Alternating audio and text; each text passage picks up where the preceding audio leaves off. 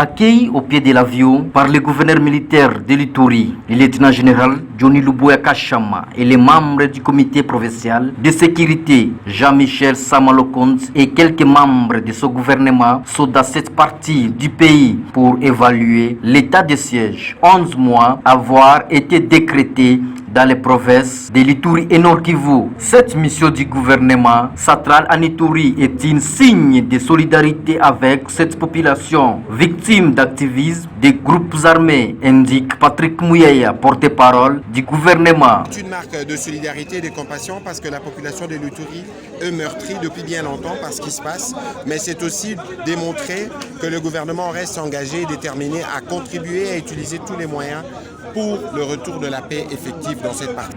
Pour l'honorable Tchedia et le pasteur Béching, remercie les animateurs de l'état de siège et les FARDC pour la libération des task force car l'Ituri a besoin de la paix et le développement. Les visites du Premier ministre doivent porter les changements. L'état de siège fait quand même quelque chose, n'est-ce pas? Aujourd'hui, par exemple, les éléments de task force sont libérés. Ils se sont fait libérer. Les militaires de l'état de siège ont encadré cette libération. Les militaires les ont aidés à se faire libérer.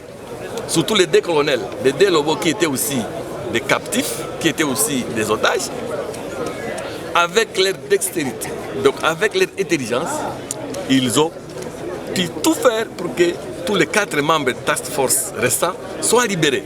C'est dont nous félicitons notre armée et nous disons aussi merci au beau Dieu qui a facilité cette opération. Aujourd'hui, tout le monde allait dire au Premier ministre libération Task Force, libération Task Force. Mais Dieu a aidé, c'est aujourd'hui une tâche de moins pour le Premier ministre. Nous disons merci à Dieu parce que c'est une grande chose.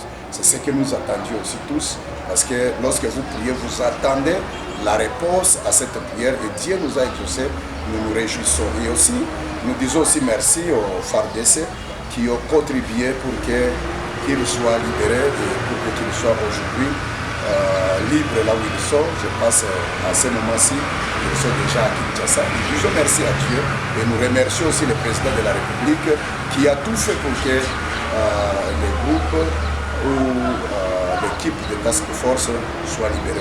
Après son arrivée, l'excellence Samalokonde avec quelques ministres nationaux et les membres du comité provincial ont visité le stade de Kindia. Ensuite, il a présidé une réunion de sécurité et une série de consultations.